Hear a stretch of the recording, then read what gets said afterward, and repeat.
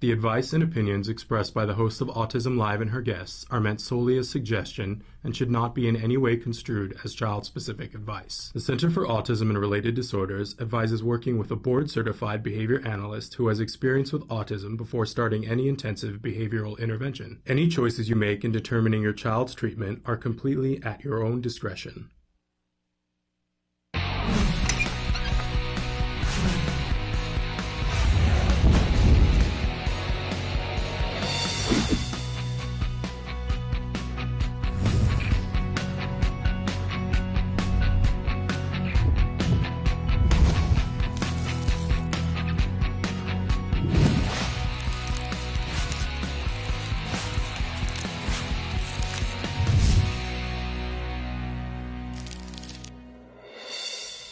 Good morning and welcome to Autism Live. I'm Shannon Penrod. We're webcasting to you live from the Center for Autism and Related Disorders headquarters in Tarzana, California.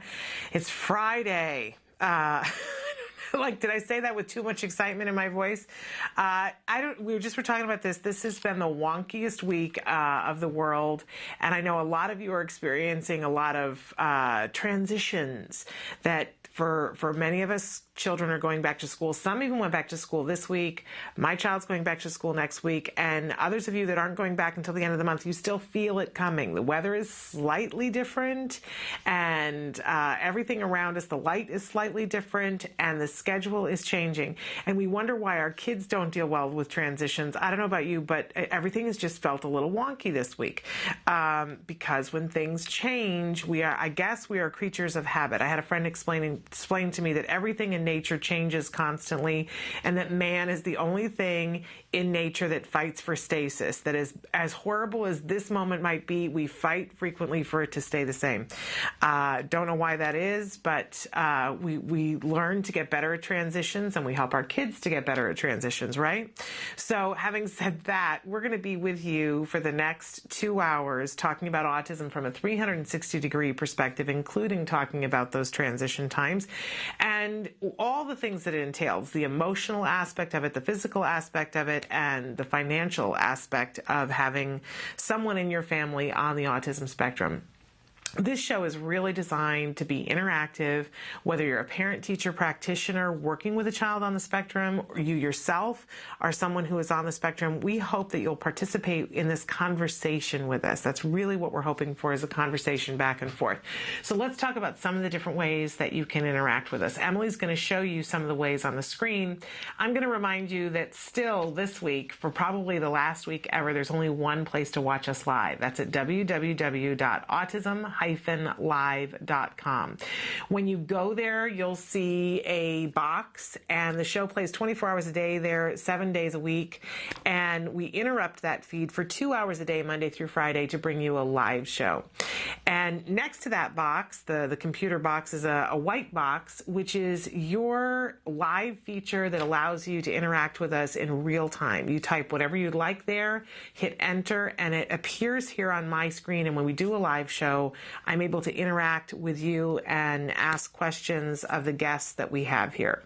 So all of that's very exciting. And by the way, that's free. All of that is free. Asking the question is free. Watching the show is free. There's no price for it at all. And we hope to be able to keep bringing you all this information for free, because I know it's important. I'm not an expert in autism, but I'm a parent. And when my son was diagnosed with autism at the age of 2.5, which was 8 years ago, I was looking for answers and looking for information, because I sure didn't know what to do. I was lucky because the information that was there, and I'll be honest with you, there was a lot of information on the internet then, nothing like what there is now. But I'm sure you guys have experienced this. It's a lot of stuff to wade through, and you don't know, how accurate the information is, where it's coming from. So I really think it's important that we give you resources, and I try to give you as much information and as much access to experts so that you can make your own informed decisions. Really, that's what it's all about, because we all want to make progress, right? So all of our kids are different. All of us are different. And certainly everybody on the spectrum is vastly different, and what they need is different. So there's no one size fits all here. Because really in life, is there any one size fits all? I used to hate that, going to the store and it would say one size fits all. And that really annoyed me, because I don't generally fit the one size fits all. Then they started saying one size fits most. And I don't know, that ticked me off worse. So there you go. In any case, there is no one size fits most or all in autism. So we try to give you information and let you make informed decisions for yourself. And again, I'm not an expert in autism, but we bring experts in. And in fact, we have two really fabulous experts that are going to be joining us today. Dr. Adel Najdowski is going to be with us, and Dr. Jonathan Tarbox, because it's Friday. And typically they join us on Fridays. So really exciting. We hope that you participate. We hope that you interact with us and with our experts, and that you get answers that lead you to progress. All right, speaking of progress, we like to start every morning with a little warm-up. We call this the jargon of the day. Yes, the jargon du jour. We take one word, one phrase, one acronym, and we try to make sense of it in our real lives, in our individual circumstances. We're going to give you an actual definition, which is sometimes hilarious because it's filled with more jargon than you can stick in a in a wastebasket. And then we'll give you a working definition, which generally makes our experts break out into hives because it's less specific, but you got to start somewhere, right? If you need to have some plain language in there to get a grip on it, to help yourself and help the children that you're working with. Okay, today's word, acronym, pretty exciting, because this really has the ability to change things. It's a BIP. Some of us fondly refer to it as the BIP, but it's a BIP. What does the BIP stand for? I know I'm already making fun of it because we're in alphabet land, right? BIP stands for Behavior Intervention Plan. Ooh, doesn't that already sound exciting? There it is. Now it's there. Okay, it is an action plan based on observations made in an FBA. See, we just get more jargon. You just wade in deeper and deeper. So based on observations made in an FBA that outlines, that outlines how a team will improve difficult behavior that is inhibiting a child's success in school and other environments. And now we've lost the connection. Okay, so that's our wordy definition. All right, let's move on to our actual definition. An FB. Now I'm all confused because we had all these things go back and forth. I was going to mention that an FBA is a functional behavior assessment. Okay, we do that on another day. But our working definition of a BIP, which is our jargon for the day, behavior intervention plan, is a concise plan based on child-specific data for successfully managing challenging behavior. It protects the child from forms of discipline that are not effective, punitive, and random. It's going to be that kind of a day today. What can I say? Punitive and random. I laugh about this, but this is serious. This is serious stuff, because if your child is going to school and they have an IEP, and yesterday we covered IEP as our jargon, sometimes, a lot of times, our children will be engaging in challenging behavior. Now, I'm a former teacher. I love teachers. I think that teachers are angels walking the earth, because who else would want to do the things that they do and get paid what they get paid? I realize they get summers off, and people say, they have it easy. I've worked with teachers. I've been a teacher. There's nothing easy about it. And most good teachers spend the summer planning. And they work many more hours than most people do during the school year. But that doesn't mean that they're knowledgeable about everything. In fact, usually they're not. Who could know everything? And a lot of times they feel at sea with challenging behavior. So what will happen is the child is there at school and the teacher has been given this IEP and told, you need to teach these things and you need to find the way to teach them to this child. You're legally responsible for them. And sometimes there's nothing for the challenging behavior and the teacher has no roadmap. So they're left to try to figure things out for themselves. Well, I don't know about you, but that makes me nervous because quite honestly, and I consider myself, a pretty sharp person, and I was a very, I thought, effective teacher, and here was my child engaging in behavior that I didn't understand when he was diagnosed with autism, and all the things that I tried didn't work, which is why I got help and support.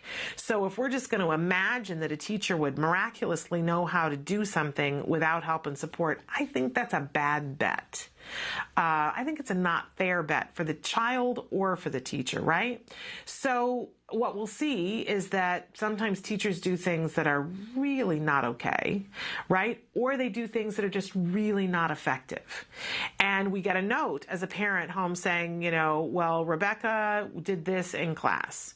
And, then we get the note, well, Rebecca did this for the 13th time, which means Rebecca had to be sent to the principal's office. Or, Rebecca got sent to the special day class. Or Rebecca's placement is going to change permanently. Or Rebecca needs to go to a new school. Or in horrible extreme cases, we've seen countless times that, we had to call the police because Rebecca was behaving in this way. Or Rebecca injured herself, or Rebecca injured another child, or Rebecca injured the teacher, right? We don't have to let things get that far if we have a behavior intervention plan. And it really is a plan that's going to help us to make a roadmap for the teacher. Now, this is my take on it, but in just a few minutes, we're going to be joined by the fabulous Dr. Adel Najdowski, and she's going to be talking to us in a more concise way about behavior intervention plans and how we can make sure that we get the best one for our children and how we help to make sure that it's really going to be effective. But this really, the main thing I want for us to know right now is that a BIP, having the BIP, there's a place on your IEP on the first page, a little box that says BIP attached. You really want to look at your IEP and see if it has that checked. Look and see if you have a BIP, because if it is attached to the IEP, it's part of that legal document, and the teachers have to uphold what the intervention is, which really going to make it more effective for your child, that they're going to have less challenging behavior. It's a way of ensuring that the proper consequences are put in place and the proper modifications before a behavior happens so that we can cut it off at the pass, right? Really good stuff. If you're getting those notes home from school, the first time you get a note, I would ask for that FBA, the Functional Behavior Assessment, and make the school do a BIP. It'll change the game, truly. Okay, we always have a question of the day for you, and today is no different. We've been talking about back to school things this week, and so I want to know from you guys, I want to pick your brain today. What's your best back to school tip? I've been talking to a lot of different parents this last week about what do you do to get set up? What's the big, really cool thing that you do? Is it making sure that they have the shoes that they really want so they're excited to go to school the first day? I had said the other day that I like to have something to do the night of the first day of school, so it's the big reward. It's a big deal. This year we're going to the Dodger game. It's Autism Awareness Night that night at Dodger Stadium. Dodgers are going to be playing the Mets. And so we're going to be there. It should be really cool. And Jem is very excited about it. So what's your best back to school tip? Last year we took him to a big arcade after he went to school the first day, and we just, spent the afternoon there. So he was like, hey, it's so cool going back to school. We want to make sure that it's productive, and one of the best ways of making sure that anything is productive is making sure that it's rewarding. Okay, we always have a topic of the week, and for this short week that we've done here, our topic has been and continues to be back to school. All of us are in some stage of going back to school. Some of you already started. It seems very early to me. But my son goes back to school next week, some of you the week after, and there are many of you that aren't going back till the end of the month, and some of you who are going back the first week in September. But we're all in this mode, right? And I think the more time you have to prepare, the better off. We talked a little bit yesterday about the bedtime pass so that we can get that bedtime thing working out. We've been talking about back to school shopping. Ashley Colas shared with us some information about backpacks yesterday. And today we've got some more important information, as I mentioned.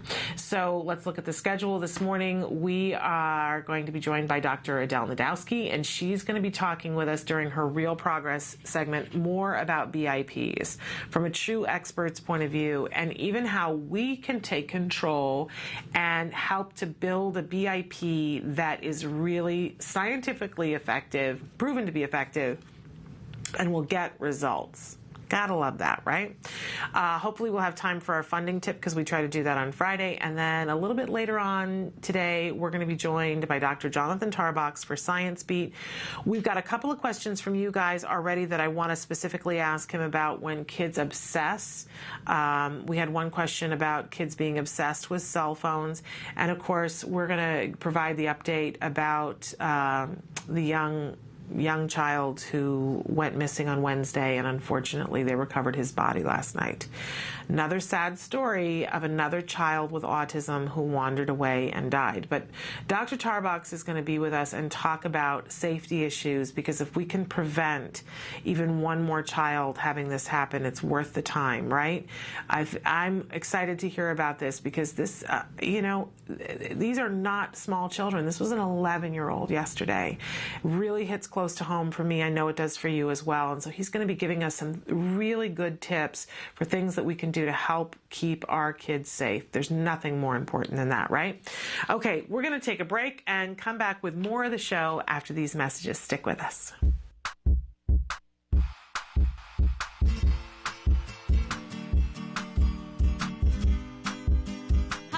For the month of August, I figured we'd do some fun in the sun activity. We're going to make our very own frozen bowling game. It's super fast and super easy. I was inspired by some lessons I saw in skills.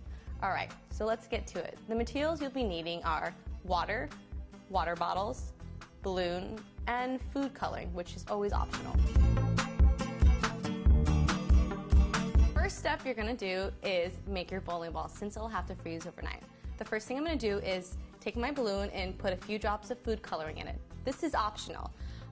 If you don't have food coloring or your child has an allergy to it, don't use it, but I thought it'd be fun to make everything super colorful. So, I have my food coloring. I'm going to put a few drops in here. And then, take this to the sink and fill it up with water and tie a knot. Here's my balloon filled with water and the food coloring. I'm going to take this and place it in the freezer with some towels, just so it holds its shape better. Our next step is to make the bowling pins. I have 10 recycled water bottles that I've refilled with water. Now I'm going to put some food coloring in them. Straight to the center at full speed. Light will surround you in a blink of an eye. Now that my bowling ball is frozen and my pins have been filled with water, let's go outside and play with these. See all the colors in the sky tonight. It's time to let the sunshine hide. I hope you and your family have fun with the frozen bowling game like I did with my friend Emily. Well, until next time, craft on, guys. Bye. Can you see me flying by your side? Welcome back to Autism Live. Every Friday we like to share a funding tip with you.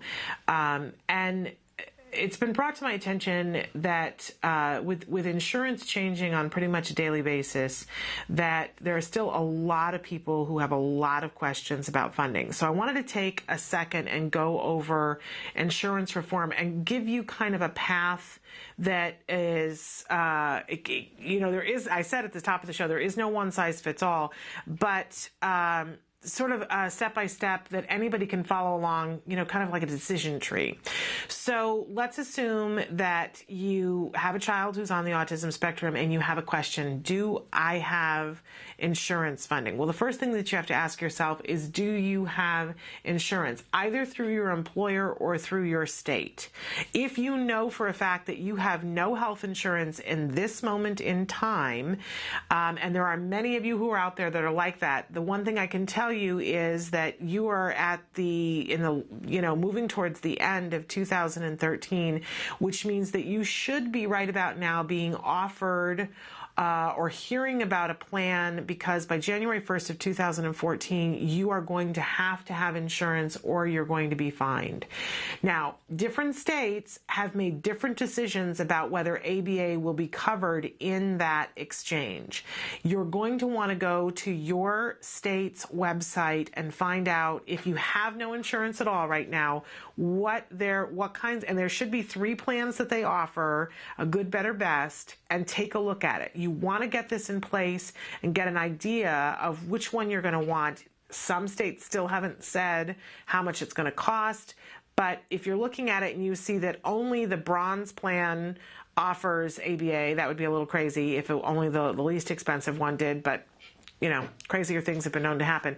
You're going to want to take a look and go, okay, well, all 3 of them are offering ABA, so I'm good, I can get the least expensive one, or only the most expensive one, or only the middle one. Investigate, find out for yourself so that you're ready, because you're going to have to do it very soon. If you have insurance right now through your employer, you may feel like, Shannon, I've already been down this path and I've already looked at it and I already know what the answer is.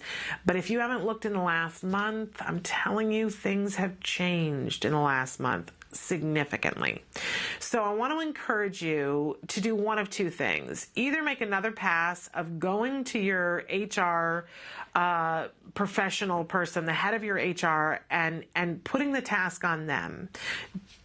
I really want to encourage you not to spend time on the phone with the insurance company, because what will happen is you'll get one of those phone things where they say, well, press 3 if you want this, and you can get lost in there for the rest of your life. And while you're doing that, there are other teaching moments that you missed with your child.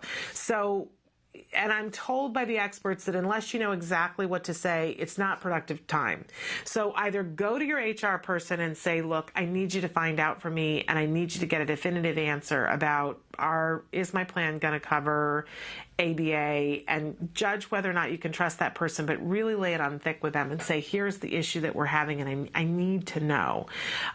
Chances are you're probably not the only person who's asking them, so hopefully they'll take the time and do the job right. If you really feel like you're not getting the answer there, or you don't feel like you can go to your HR person, or you feel like it's going to make trouble for you at work, the next best thing to do, and which you may want to consider to begin with, is find the ABA provider that you want to work with and ask them to do it. They will call your insurance. They should anyway. A good ABA provider at this point in the game has somebody working for them who knows something about insurance, and it behooves them to call and figure out whether you're covered or not. If they say, oh, well, we won't do that unless you become our client, don't waste time with them. They're going to be a problem down the line anyway. For instance, we got our ABA therapy through the Center for Autism and Related Disorders, and they have a whole department that just works on this. And if you want to get treatment through cards, you can go to their website, centerforautism.com. You can call the 877, yeah, that's what it is. And you can call that number and find out if there's someplace close enough to you that you can get the treatment, and then they will chase down the insurance for you and come back and say, here's what you're covered for, here's what you're not covered for. But really, any good ABA provider worth their salt is going to do that for you. I encourage you not to spend the time on it yourself. Too much is changing, and there's too many words that you need to know jargon-wise that will bend your head in ways that it doesn't need to be bent, and there are places that your time is better spent with your child looking at teaching opportunities. But please don't assume that your insurance doesn't cover it. Can I tell you that at least once a week I meet a parent? It used to be that the guilt was always, oh, I didn't know about ABA and so I didn't get it, and I waited and I waited and I waited and I wish I had that time back, right? I still hear that story a lot. But more and more, at least once a week, I hear a parent say, I had no idea we had coverage. We had coverage for the last 6 months and I had no idea. And I'm so mad at myself. We could have had it for free and I didn't know. Don't end up being one of those people. Don't be that statistic. Put it on somebody else, either the HR director or the APA. Shop for an ABA provider. You need to anyway. And put it on them and say, find out for me whether we're covered. It's worth it. Our kids are worth it. Your stomach lining is worth it. And if you could get this, if it's possible that you could get an ABA program funded and it's not going to be out of pocket for you, wouldn't you want to know that? Trust me, you would. So make sure that you're checking it out. And it used to be that we would send you to Autism Votes first because we would have you look at the state, but so much has changed with so many different providers. I really want to encourage you to find the ABA provider or go to your HR and pursue it that way. All right? And you can write in if you have questions about that, okay? But pursue it, pursue it, pursue it. All right, we're going to take a break and come back more after these messages. Currently, in the United States, 1 in 88 children is affected by autism. 1 in 88 means something different when your child is the one. Recovery is possible. Hi, I'm Shannon Penrod, host of Autism Live, an online show about autism broadcast by CARD, the Center for Autism and Related Disorders. I'm also the mother of a child with autism. My beautiful son, Jem. You know our old joke? Guess what? Chicken butt. Chicken butt. So we're going to take the chickens. But things weren't always so easy. I remember when Jem was first diagnosed with autism. I used to lay awake at night in bed and pray for someone or something that could help us to get our child back. My prayers were answered by Dr. Doreen Granpichet and the Center for Autism and Related Disorders. CARD treats autism and other related disorders using the principles of ABA, Applied Behavior Analysis, which is the only scientifically proven effective treatment for autism. It is also recommended by the American Academy of Pediatrics and the U.S. Surgeon General. About a year after we started treatment with CARD, we were able to see tremendous improvement, and we got our child back. What grade are you in? Second. You are a smart cookie, huh? Mm-hmm. Do you like school? Yeah. Do you have any good friends? Yeah, Oscar. Oscar is your best friend? Yeah. And my child is just one of thousands to benefit from CARD ABA therapy. Across the nation and around the world, children are making amazing progress and being given the keys to unlock their full potential. We are extremely grateful for the amazing job CARD has done in helping our daughter. Our daughter today, just in 4 months, I think is a totally different child than when she started with CARD. I kind of see it as, it seems like her brain in a way was asleep, and now that we've gotten so many services, we've seen her wake up. Teacher has some glasses. Recovery is possible if you take the right steps, if you're willing to put in all the hard work. And 7.5 years, yeah, it's a lot of work. It's worth every little bit, and CARD's been there with us every step of the way. I have 2 children with autism. I can't imagine a day without CARD or the therapists. They've been so instrumental in helping us with our kids and shaping their lives and helping us help them. Thank you, Christy and Big Alex. Thank you, Jackie and Mariana. We've tried other things before ABA, but the most beneficial thing has been ABA services, and I'd be the first person to tell any newly diagnosed family that you have to contact an ABA provider, and if you're lucky enough to have CARD, you're very blessed. Recovery from autism is absolutely a possibility. We've been recovering children for over 20 years. It's just a matter of identifying the child's medical needs, understanding the child's sensory issues, and then teaching the child all of the skills they need in order to function normally. We know there's hope for autism. Autism is treatable and recovery from autism is possible. Welcome back to Autism Live. Our very special guest in the studio right now is Dr. Adel Najdowski. We call this segment Real Progress with Dr. Adel. Thank you for being here. You're welcome.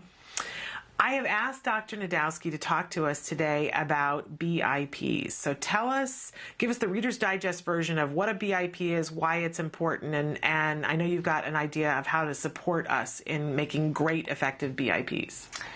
A BIP stands for Behavior Intervention Plan, and it is a document for coming together as a team to decide what everyone's going to do for a challenging behavior that a child is exhibiting. So it has 3 different sections: what to do before the behavior occurs to try to prevent it, what to do if the behavior occurs, and what to do after the behavior occurs as the consequences. And it's extremely important just because it gets everyone on the same page so that everyone's implementing the same procedures, and it's going to make it more effective for the child and hopefully eliminate the challenging behavior. And within Skills, we actually have a behavior intervention plan builder, which is a great tool that allows anyone to go in and essentially build a behavior intervention plan. It takes you step by step through the process. Wonderful. And I know not only can you build an intervention plan with it, but you can also compare. If somebody gives you a BIP, you can compare it to see if it's really going to be effective. That's right. Spectacular. All right, we're going to pause for just a second. We're going to take a short break, and then when we come back, we're going to get really in-depth with the BIP and how you build an effective BIP and why you want one based on science and effective treatment, right? Yes, good point. Yeah, okay. That'll be great. All right, so we're going to do that right after these messages. Stick with us. The Institute for Behavioral Training provides courses in applied behavior analysis for the treatment of autism. Access IBT e-learning videos on the move and learn at your own pace.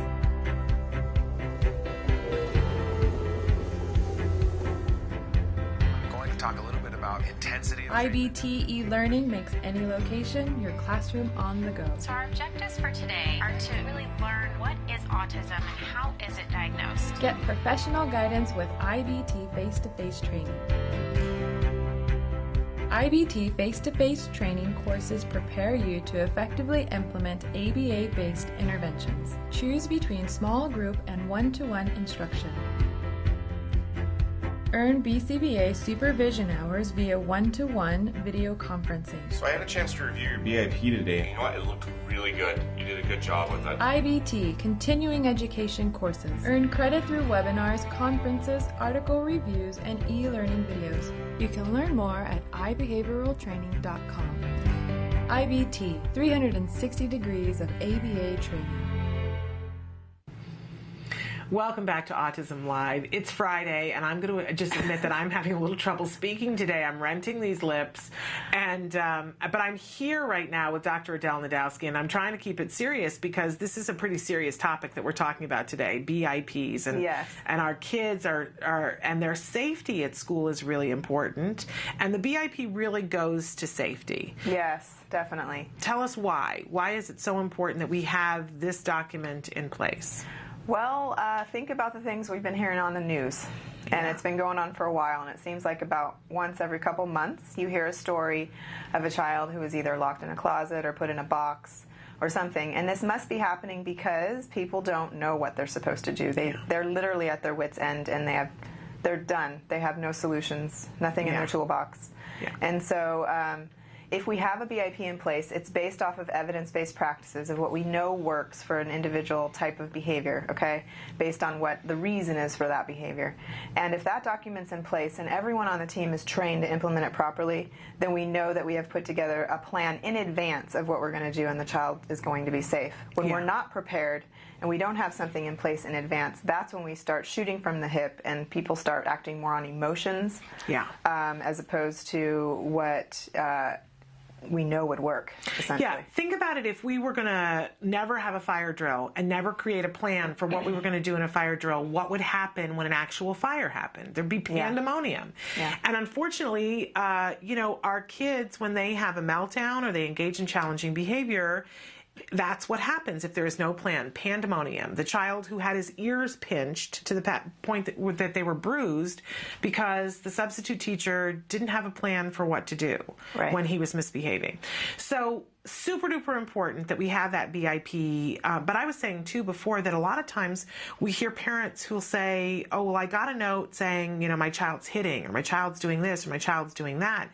And it feels like as a parent, it's all on you. Like you're supposed to do something at home to prevent the child from doing that in the classroom. And if it isn't, you get this little note. And if they don't take care of it, then your child's their placement's going to change, or they're going to get expelled, or, any of these little things.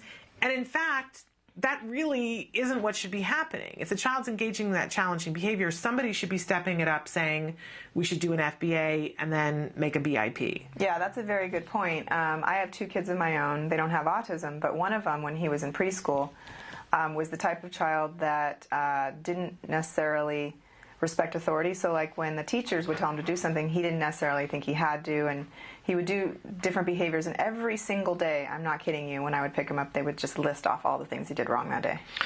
And you feel helpless. Yeah, and I would say, okay, well, what are you going to do about it, or what do you want me to do about it? After a while, when I just heard it every day, I said, okay, well, is there a plan? And there was never a plan. Yeah. They didn't come up with a BIP. I don't know why they were telling me. I think they wanted me to talk to him or something about it. Yeah. Or punish him at home or whatever. But I finally had to say to them, okay, well, you know what? If you're going to tell me every single day about the things my son is doing wrong, then I want to sit down with you and we're going to write out a plan. And I actually know how to write these plans, and I'll write it for you, and I'll train everyone how to do it if that's what I need to do. You let me know if we need to get to that level. And then after that, they didn't complain to me anymore, interestingly enough. Now, always before, all of us would have liked to have said that, but we didn't know how to write the BIP.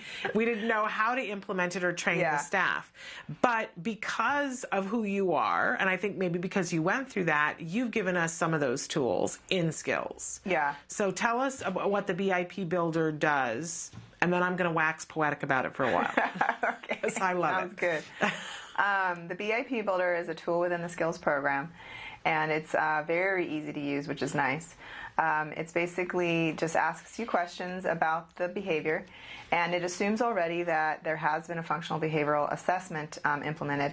However, if that hasn't been done, we do have a new feature that's coming out, which is our indirect assessment.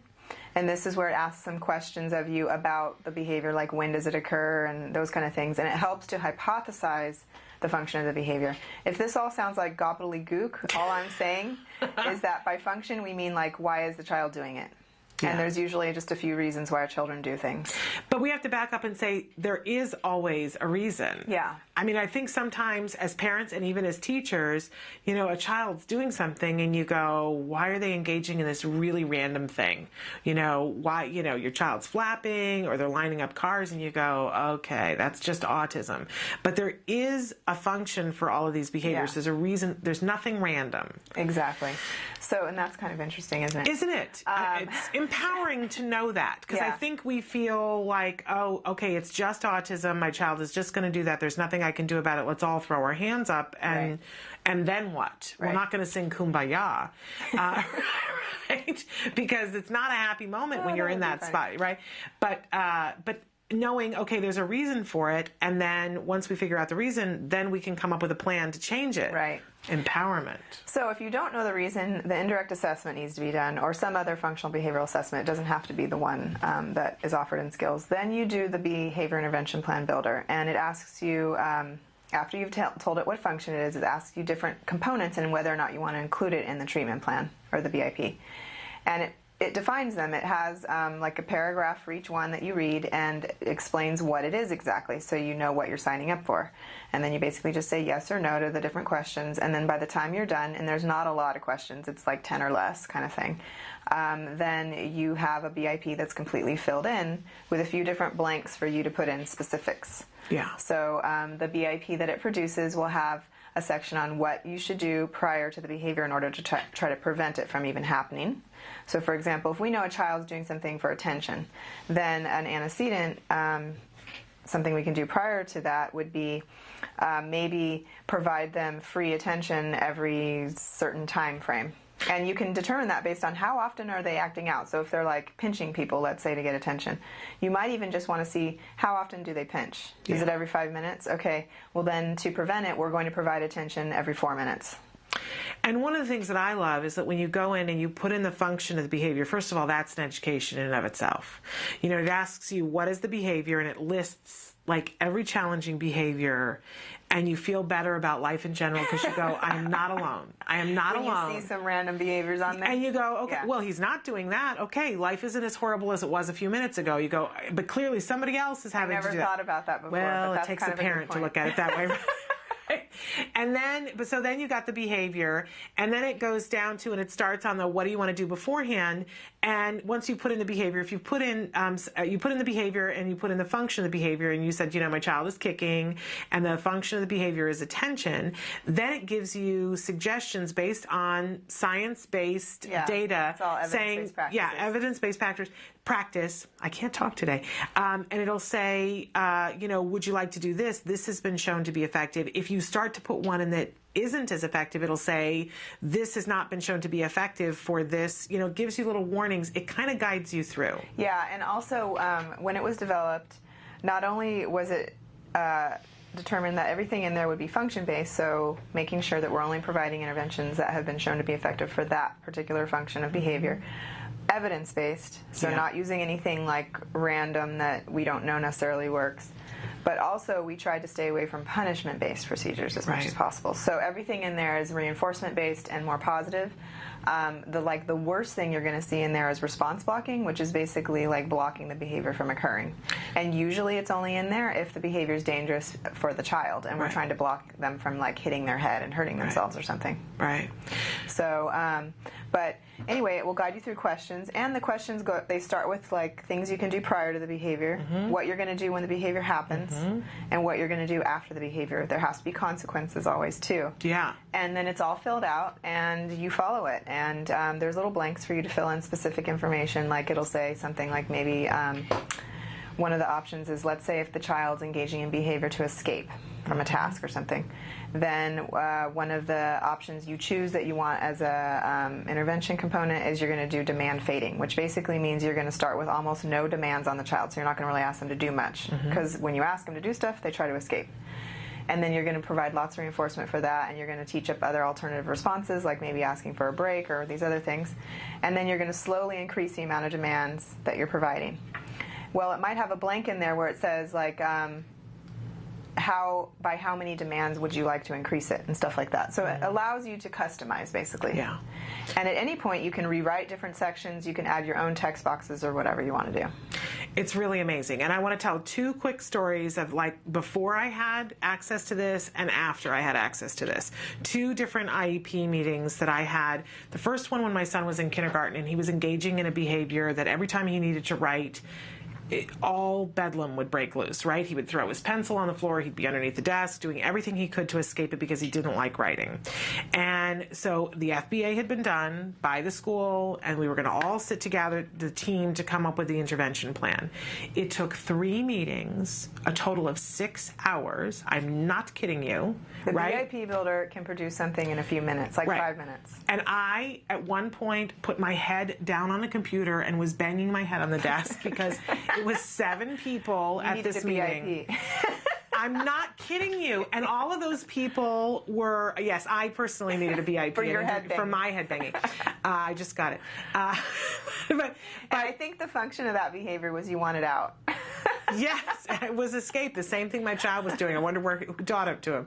But in any case, all of those people were on the payroll for the school for all of those meetings, and it was my time. And it took 6 hours across 3 meetings, and it took a month to happen. And during that time, there wasn't an intervention in place that was effective, right? So that's what it was like. And I felt so frustrated because I wanted to just make a suggestion of something that was going to work, but I didn't know what was going to work. Now, fast forward, 3 years, and it was 2 years ago that I was, or a year and a half ago, whatever it was, I was in a meeting and they said, one of the officials said, here's the BIP that we'd like to have for this year. And I took it home and I compared it to the BIP builder and I came back and went, no, here's the one I'd like to propose because it's evidence-based. By the way, what was the reaction? I'm just curious. Oh, there was some huevos rancheros about the face. Is what it was. That person who was at that meeting has not been invited back to our meetings, and I have not seen her. I think she just makes herself scarce because I think she was embarrassed. Did she was they implement your BIP? Yeah. They did? Yes. Yeah, nice. Yes. So, and I felt, I always say to you, skills empowers me because I felt empowered. I came in, I knew what I needed, I knew what was evidence-based, I knew what my child needed. That's the difference with this BIP builder. And it's just a component on skills. You don't have to pay extra for it. Right. It's a lovely thing. All right, we're going to take a break and come back more with Dr. Najdowski after these messages. You say hi, we say hi. Let's get wild, let's get wild. Let's get wild. Let's get wild. Let's get wild. Let's get wild. Hi there, I'm Lisa Ackerman. Welcome to the show. So the goal of today, we're going to make meatballs. Let's get started. So again, I'm going to take roughly a pound of my ground organic turkey, and I'm going to add in the secret vegetable. So if your kid doesn't like vegetables, don't cook in front of them, okay? Have them watch a movie or something. But you definitely want to make sure they're not watching because then they won't eat it. So, and here we go with the egg. And our breadcrumbs. I'm just adding salt and pepper to taste. If you think about kids' shapes and sizes, you want to think small shapes, small hands. So your oven should be preheating at about 400 degrees. We're going to kick into the oven here and look at our meatballs. I did flip them halfway through the 20-odd minute. So we'll put, just like Julia Child's, there's our finished product right there. These are good. Cooking is easy. You don't have to be afraid of it. But we want to hear from you. If you can let us know what recipes are important to you, maybe convert a recipe from a traditional flour or gluten-based to a gluten-free or an allergy-free, we're here to help. So you get to us. You can email us at autismlive@gmail.com. You can reach out on Facebook at facebook.com/autismlive or reach out at Talk Now. So I know you're having a great day. I had a lot of fun cooking with you in the kitchen, but I'll tell you before we end, I got to have more meatballs. Have a great day. You say hi, we say hi. Let's get wild, let's get wild. Let's get wild. We have Dr. Adel Najdowski here with us, and Dr. Najdowski is one of the co-creators of Skills, a wonderful program that I talk about on the show a lot, a really great interactive tool that you can have access to online that can help you with your child in so many different ways. And we've been talking about the BIP Builder, but there's a whole curriculum there as well. Yes. And we had a question that came in from somebody last week wanting to know, can I use Skills to get my child ready to start school for kindergarten? Now, that question brought up for me, there's a whole host of things that we want to do to get our kids ready for school. And it seems like when you're a parent and people talk about getting your child ready for kindergarten, they're talking about ABCs and numbers and things like that. But for a child on the autism spectrum, there's a lot more to it than that. Yeah. You and I were talking during the break about knowing how to hang up your backpack, knowing how to stand in line, even how to make eye contact so people know that you're talking to them.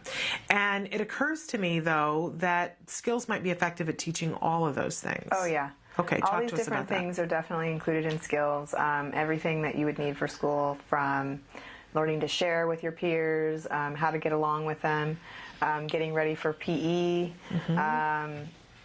eye contact, transitioning, waiting. They have to do a lot of waiting at times, learning to raise your hand, plus all, like you said, the academic skills. So all the pre-academics that they're going to probably need to know a lot of before they even get there, like shapes, numbers, letters, colors. These days, kindergarten, they want kids to already come in knowing a lot of this stuff, and they start to try to teach them to read already. So yeah. And I, you know, in the academic curriculum of skills, it's really comprehensive, especially for kids going into kindergarten or first grade. Even there is phonemic awareness, is that how you say that? Yeah. Which really is so helpful to children who are having trouble with receptive language, that sometimes they're not able to distinguish sounds. It's really quite amazing and comprehensive. I have to say, it's just another reason why I love skills and think that you've done an amazing job. And I think we left off social skills, play skills, it's motor, endless. anything that's going to be needed, all of those kind of things, learning to... obviously, they need to be potty trained. They need to know how to wash their own hands because they're going to now be using a restroom at school. Yeah. And even maybe some memory tasks if they have a hard time remembering things or organizing themselves. How do they, bring home their stuff, take their stuff, all that stuff. Yeah. And it's important to remember, too, that, your child may have already started kindergarten and not have all these skills in place. But again, it isn't one of those things where we go, oh, well, they've already started school, so we don't have to worry about those things. We can catch a child up at whatever point they're at. That's right. Okay. Thank you so much for being here and You're for taking welcome. the time to talk to us about skills and about BIP and the BIP Builder. It's always been fun. We appreciate you. We are going to take a break and come back with more of the show after these messages. Stick with us.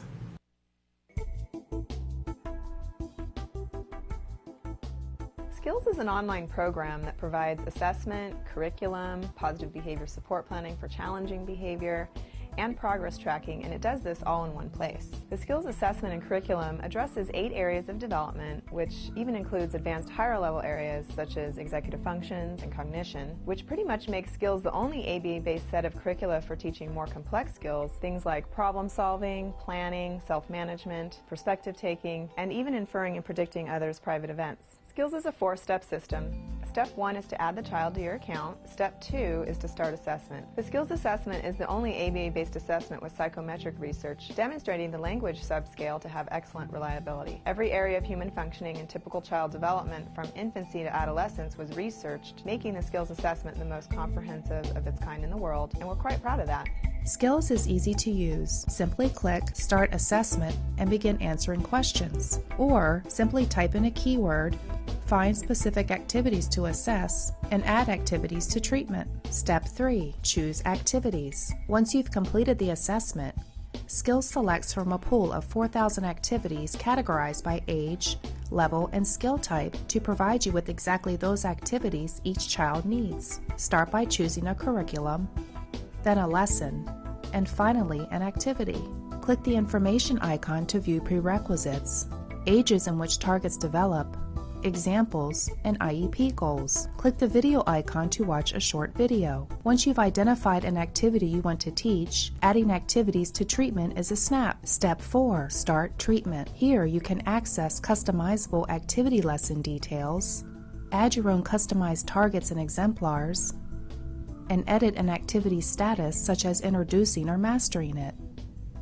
You can even print handouts such as worksheets, tracking forms, visual aids, and other materials. Skills also offers multiple progress charts mapping curriculum progress, lesson progress, and cumulative number of activities and targets mastered over time. The Skills language curriculum is categorized by verbal behavior type so that users can identify progress for verbal operants, such as echoics, mans, tax, and interverbals. Skills is one of the only programs that provides the ability to write behavior intervention plans, or BIPs, for challenging behavior. With just a few clicks, the outline of the behavior intervention plan is written for you and ready to be printed and implemented. You can learn more about Skills today and get started by visiting us at www.skillsforautism.com, or you can call us at 877-975-4559. Skills. Progress starts here.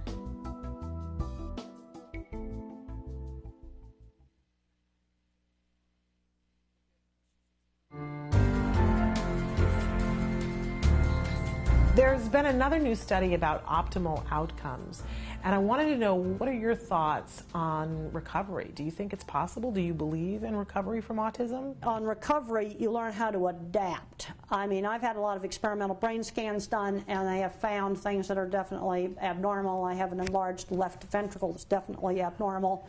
That's not going to go away. That scan was done less than 5 years ago. But you work with someone and they adapt. You're not going to make me an algebra specialist. That's just not going to happen. But things like getting better at public speaking, that is something that I gradually learned. What I'm seeing today, especially with some of the kids on the mild end of the spectrum, I'm seeing teenagers that are much milder than me that haven't learned things like how to go up to the counter at McDonald's and order food all by themselves, how to go on the bus, how to shop, how to go in the store and shop, how to do a checkbook, basic things like that. Because what drives me crazy is when I go back to the cattle world and I see a guy in the maintenance shop that's running the whole maintenance shop at a big plant, and he's as Asperger as he can be, and he's running a whole maintenance shop. And then I see Junior that's addicted to video games, and you can't get his duff off his chair and get him doing things. Now, when I was in high school, I did a lot of thinking about this. I got kicked out of a large girls' school for throwing a book, and I went to a special boarding school up on a farm, and I was allowed to work with the farm animals. And they let me goof off and not study. But I got to thinking, there's one thing they did not let me do. I goofed off and I didn't study, but I had to physically go to class. When I didn't want to go to the Friday night movie, they made me the projectionist. One thing they were not going to let me do is sit in my room, become a recluse in my room. They were not going to allow that. I want to know why you threw the book. Why did you throw it? Oh, I threw a book at a girl because she called me a retard. Oh, good reason. Oh, no, to throw she it at. teased me. And I had some problems getting in fights when kids teased me. But it was always brought about by someone picking on me. And the principal had me kicked out of school, out of a large girls' school for doing that. And what'd your mom say? Well, she was not very happy about the whole thing because when the principal called, I answered the phone and he said I was incorrigible and I was kicked out of school. Mother was really angry that he just said that right directly to me, which was definitely not very appropriate.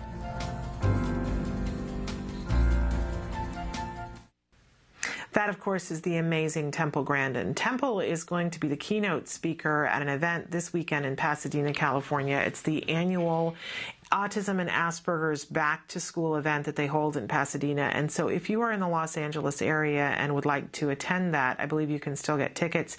There is a resource fair as well. Unfortunately, Autism Live will not be there, but the Center for Autism and Related Disorders will be there, and some of the people that you may have seen on the show, there's the potential that you could meet them as well. And Temple Grandin will be there in person and be speaking, and that, I have to say, is something worthwhile if you can get to see Temple speak live. It's a pretty amazing thing. She's an amazing individual, and we've had several emails in the last couple of weeks from individuals who are on the spectrum talking about how difficult it is, one teenager and one adult in particular, and wanting to know, does it get better? And I think that Temple is a great example of the fact that indeed it does get better. It doesn't get better just through wishing, though. Temple will tell you that she worked on a lot of different things and that she had help and support working on things. So whether you are an individual who's on the spectrum and saying, look, I want to get better at things and I want to learn how to do things that I want to be able to do, I don't think it's essential that anybody be able to fit in all of the time, but if there is something that you want to do and the component of it is that you need to be able to behave in a certain way to fit in to be able to do that thing, then you can learn how to do that. And it may be a lot of hard work, but you can learn how to do that. There are experts who can help you to get to that. And Temple, she's an amazing woman. One of the most exciting things that she said to me, I've now been able to interview her 3 times, and I've talked about this a little bit before on the show. One of the most amazing things that she said, she's so interested in helping individuals on the spectrum, and she's so interested in helping parents who have kids on the spectrum. And at one point I said to her, I said, now Temple, this was after the cameras were off. Of course, it's always that way, right? And I said, Temple, you still are teaching, right? And she said, oh yes, it's absolutely essential that I keep teaching. For me, as a woman, as a person on this planet, that's my true passion. I love to teach. And she said, and honestly, nobody would be interested in what I have to say if I was just a person on the spectrum talking about autism. She said, face it, the reason why you want to sit here and talk to me today is because I was able to become a college professor. And it took, I think it takes a certain amount of self-knowledge to be able to say that and to understand that that's what's going on. And I stopped and thought about it for a minute, and I said, oh, you're just really, really smart. And that she gets it on that level was just very exciting to me as a parent of a child on the autism spectrum, that she knows exactly who she is. She knows what she's good at. She knows what her purpose here on this earth is, and she wants to be helpful. I just find her to be a really, truly amazing, inspirational person. And I can honestly say that if there were more Temple Grandins on earth, it would only be a great thing. So if you're struggling and you're having a hard time, definitely, look to somebody like Temple Grandin. And I know that she loves when people, you can reach her through her website, send an email, and she really is interested in helping other teens and other adults to get to the happy place.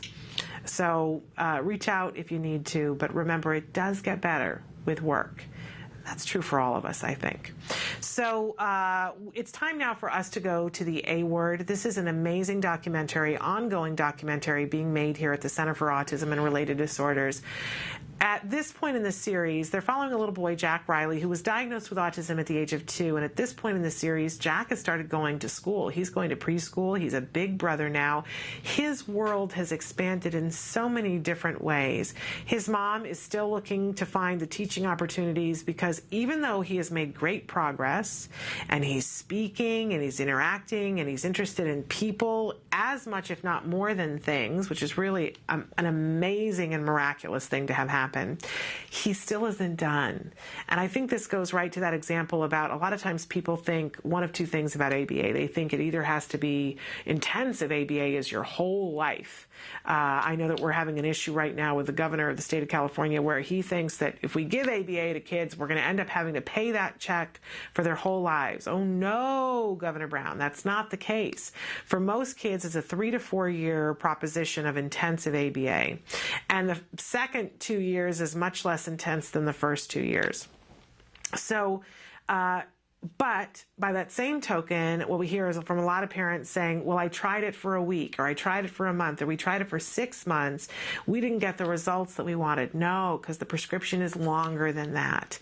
We don't want to leave till job is done. And right now with Jack Riley, they're in a sweet spot. They've made a lot of progress, but the job is not done. There's still more work to be done because he's growing and learning, and we need to apply some of the things he's learned to those new situations and keep teaching him to get him all the way caught up. So take a look.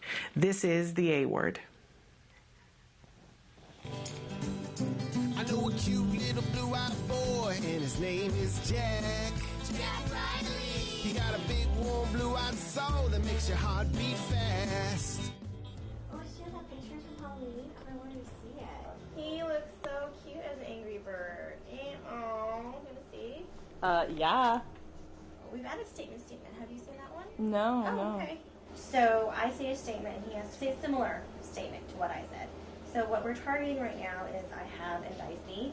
So I would say, I have a pen, and he would say, I have an iPod. And then we would just go back and forth. And with this one, we're targeting him while we're playing with something, just to make it more natural. So when they're doing play or anything like that, his peer would say something, and he can say the same thing. So let me set that up for you. I'm laying on the floor. I'm playing. I see a girl. Going down the steps. She's going downstairs. And there's Winnie the Pooh. Oh, he's dragging behind. I see Tigger. Good job, Jack Riley. Besides working on statement, Jack Riley is also learning sequencing. What he has to do is take images and put them in order. A few weeks ago, he started with 2 steps, and today he's working with 3 steps. What he has to do besides putting the images in order is he has to describe what's happening using words like first, then, and finally. First, then, finally. Yep, by yourself. We're going to use 3 boxes. First, he We're builds. going to use 3 steps. First, he makes a big, smaller tower. Then he makes a big tower. Then he makes a... No, let's try again. Finally, the pieces fall off on the table. You go. Okay, very good. Jump. Say, don't do that, Lainey. Say, let go. There you go. Good using your words. He's standing. That is the A Word. This amazing documentary you can watch in its entirety, or you can jump in at any point along in the series. When it was first being made, I remember saying, this is incredible. I wish I had had access to this before my son started treatment. And then I started watching it and saying, oh, I wish I'd had access to this when my child was having his ABA treatment done. And I have to be honest with you, watching it now that my child has completed his ABA, intensive therapy has been such an education to me, and I actually think it has helped me to go back and process some of the things that I had a hard time with emotionally. Because you know how sometimes when you're in something, you're mired in the emotion of it and you can get stuck there? But when I go back and watch the episodes, I can see things from a different point of view, having seen what the end game is. And it's allowed me to relanguage in my head some of the things that happened and made it easier for me. When you're in intensive ABA with your child, there's a part of you that says, oh my goodness, I know this is good for him, but you know, is he missing out on other stuff? Is he going to be mad later on? Is he going to be frustrated later on that he went through this? What's he going to remember, right? And I even watched an episode with my son, and there was a point where the mom was talking about how emotional it was for her, and my son turned to me and said, did you ever cry when you were outside the room when I was having therapy? And I said, yeah, almost on a daily basis, Jem. He said, well, why? And I said, because some days it was hard for you, and that was really hard for me, and some days it hurt my heart. And he said, oh, but Mom, I was okay. I was just frustrated. And you always tell me it's okay to be frustrated.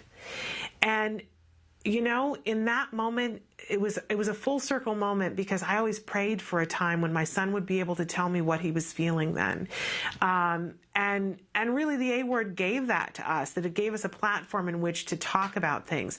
I would also tell you that Nick Yates, the amazing Nick Yates, who is featured in the video Recovered and just graduated from college and is getting ready to start his Teach for America, where he's going to be teaching American youth. I mean, he's such a success story. He also just got back from backpacking around Europe. Wouldn't we all wish that for our kids, to be at the point where they could do that? And Nick has been on the show and talked about watching the A Word is a very emotional thing for him, and has helped him to kind of process, because I don't know how much memory he had of that time, but he hadn't spent a lot of time looking at what had happened. And then to see it happening to another child, it brought up the memories for him and gave him a platform in which to talk about it and have these memories and progress and move on. So I think this series is really pretty amazing, and I think wherever you are, if your child's just been diagnosed, if you need a shot of hope in your arm to see, look, this is what can happen, there it is for you. If you're about to start services and you don't know what it's going to look like or how to prepare your home, there it is for you. If you're in the thick of it and sometimes you're frustrated and think, why are all these strangers in my home? Why am I doing this? This is a great, you'll see the parents saying the same thing and then going, right, because they're helping my kid. My kid looks at me now. He's talking to me. He's going to go to high school and may even play on the football team because we're having these strangers in the home. And if you're already done but need, you know, that catharsis of letting go of, you know, you had this event happen in your life and you need a way to language it, it's good for all of those things. So check it out. They've got their own YouTube page. It's pretty amazing. And the family can interact with you also on their Facebook page. They really are an amazing family and so willing to be of service to those of us in the community, to let their experience be a shining light of hope. Really amazing. So that's what I think about the A Word. We're going to take a break, come back, and I believe we're going to be joined by Dr. Jonathan Tarbox. Stick with us.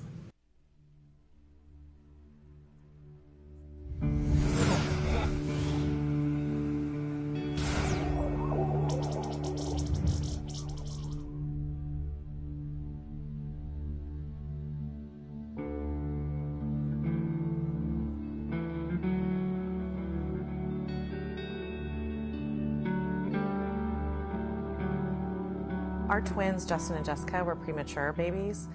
So we always were very conscientious of their development. But I think it was probably 15 months, Justin started getting really obsessive compulsive with opening and closing doors. And Justin started tantruming a lot too.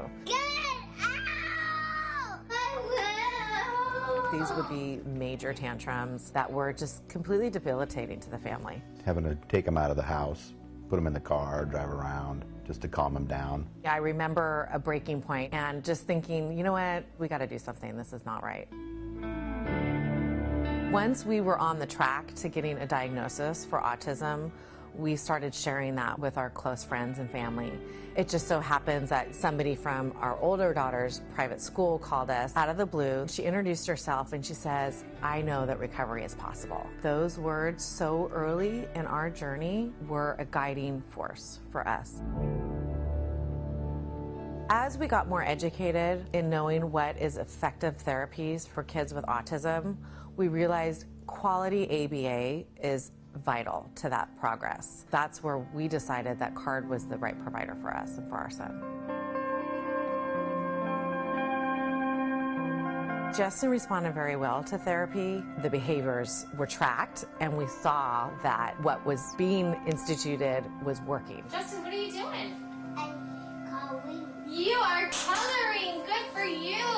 There was real progress, and there was progress that was tangible. I just remember when he made a sentence. He said a sentence. We were just happy about it, going, no way, I can't believe you just did that. What's the date? The 18th. 18th of what month? December. Oh, what year is it? 2007. Oh, okay. So how old are you today then? 5. The therapies that CARD did for Justin didn't just impact his daily living skills, but it was a positive impact on our entire family. I'm Justin. I am in 4th grade. I like playing video games sometimes. My dream to build a teleporter machine. Like sometimes if like we're on an airplane and it's like really long, you guys just say, oh, hurry up with that teleporter machine. We're waiting on you. And I just started Friday Night Lights. This is our 3rd game of the season, and it's pretty fun. You have to be fast. We attribute so much of Justin's recovery to CARD. Their goal was the same as our goal. We wanted Justin recovered. June 12, 2008 is a day that I celebrate every year because that is the day that Justin was deemed recovered from autism. And Dr. Doreen Grandpichet met with us, looked at him, and just said, he's brilliant. You need to keep his mind stimulated because he's very smart, and he has no residual traits of autism.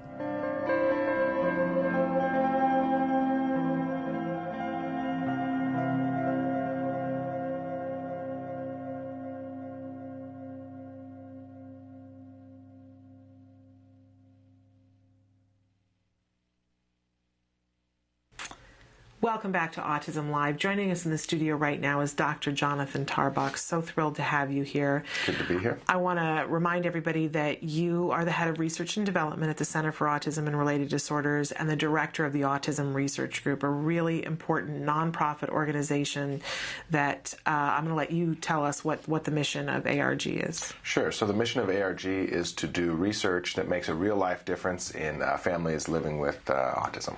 And we've got a really sad story that we want to start out talking about this morning. Anthony Kuznia went missing on Wednesday afternoon in North Dakota, an 11-year-old on the autism spectrum. And unfortunately, his body was found in a body of water. I believe it was a river. It was a river, yeah. Last night. Really sad to hear that. I know it touched everybody's lives and was devastating for so many of us. It really comes home. I mean, I know you've got an 11-year-old child, right? I've got an 11-year-old child. I don't think anybody who's a parent. Did I say he's 11? My son's 10. He'll be 11 soon. Right? But I think what I'm trying to say is this affects all parents. We hear this and we just go, oh, this is devastating. But especially as a parent of a child on the autism spectrum, I hear this story all the time, and I keep saying, what do we need to do? What do we need to do so this doesn't happen? And you've got some information for us that we can all sink our teeth into, correct? Yeah, so actually it's kind of a strange coincidence. We were actually, some of our research staff, Ryan Bergstrom, was being interviewed by the local news there in North Dakota about this case when they were looking for the child before they had discovered that he had passed away. Because we had published a study on teaching children with autism what to do when they get lost. And so I guess the reporters wanted some kind of information on, is there anything that can be done about this issue of kids with autism wandering or running away or becoming lost? And it's really common, right? It's very, very common. There was a recent study I know that we covered here on the show that said something like 54% of kids on the autism spectrum will at some point engage in eloping or wandering. Right. So that's more than half of our kids. Right, and when you think about it, it's also very common for typically developing kids, right? Yeah. I mean, kids are curious. They want, when they see something they're interested in, they walk towards it. And for typically developing kids, probably through their mom yelling at them once, at some point they kind of learn, okay, don't do that, you know. Yeah. But a lot of kids on the spectrum don't learn through just natural interactions with their parents. So it's a lot more challenging, and it's a skill that actually has to be directly taught, just like a lot of other things that we do in ABA. It might require a lot of practice, a lot of help, a lot of reinforcement, and generalization training, and it's not necessarily something that will just naturally develop without explicitly working on it. Okay, so we're going to take just a short break, and then we're going to come back, and Dr. Tarbox is going to give us the really quick rundown of how we want to begin to combat this. If you're even a little bit concerned that your child might engage in this behavior, this is information that you need to have, so stick with us. We'll be right back after these messages. The Center for Autism and Related Disorders is celebrating the grand opening of the CARD Assessment Center in Woodland Hills. The CARD Assessment Center provides consultation and assessment for individuals of all ages with a variety of disorders, including autism spectrum disorder, attention deficit disorder, memory disorder, learning disability, and intellectual giftedness. To schedule an appointment, contact the CARD Assessment Center today. Welcome back to Autism Live. Our special guest in the studio right now is Dr. Jonathan Tarbox. We've asked Dr. Tarbox to talk to us for just a minute about safety and how we can help our children to prevent wandering and elopement. So Dr. Tarbox, give us some tips. Sure. So actually there is some research on teaching safety skills and decreasing wandering and elopement type behaviors in kids with autism. And so that's the good news. But I think the first thing that all of us should ask ourselves, both as parents of kids on the spectrum, but also as treatment providers, is let's, today, with every kid that we work with or every kid that lives with us in our home, let's stop and take a minute and say, okay, with all of the things that I'm teaching, are we addressing safety skills? Is there a safety issue? And if there is, are we addressing it? Are we taking specific steps to actually teaching the skills that my particular child or my particular student or client on the spectrum needs in order to be more independent and more safe in their life? And I would say probably most people would say, well, not really. It's something we know matters. We've thought about it. We kind of try to address it when it comes up. But is there a goal in the kid's treatment plan? If there isn't, that means we're not doing enough to address it, okay? And maybe some kids on the spectrum don't need it, right? Maybe some already have the skills. But for any kid for whom they could actually use some more teaching and training on safety skills, it needs to be an explicit goal in the kid's treatment plan, whether it's their IEP or their ABA treatment plan, whatever it is, and there needs to be specified procedures and time set aside to make sure the kid learns that skill. So that would be the first place to start. Okay, absolutely essential. And I think we could all do more. That's right. I think everybody could. Absolutely. Anything else that we want to be mindful of right from the jump? Sure. So there's a variety of safety skills, right? Crossing the street safely, what to do when someone rings the doorbell. You don't just go answer the door, you go get mom instead. What to do when a stranger approaches you, right? Don't go with the stranger, run away and go find your parent. What to do if you find yourself lost in public, whether you're in a store, at an amusement park, or a regular city park, whatever it is, etc. So there's lots of different safety skills. So the first thing you want to do is figure out which particular skills are probably most relevant for my child, and then how are we going to teach them?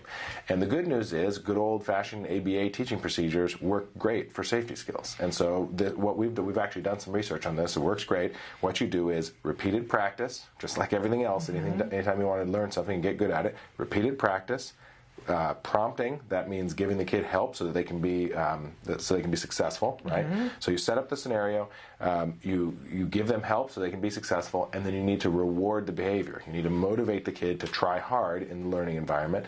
And as they're successful, then you need to fade out the prompting, fade out the help, and make sure you have lots of different practice opportunities across a lot of different environments and with a lot of different people teaching the skill, right? So if only mom is the one that nags the kid to remember to cross the street properly, he's not necessarily going to do it properly when he's with dad or when he's with a nanny or other people. Everybody on the team has to be involved. And it's a lot of practice across a lot of opportunities. Again, not just one street, right? If you really want your kid to learn how to cross the street safely, you might need to practice to cross 10 different intersections in your neighborhood, and then maybe go to another neighborhood, right?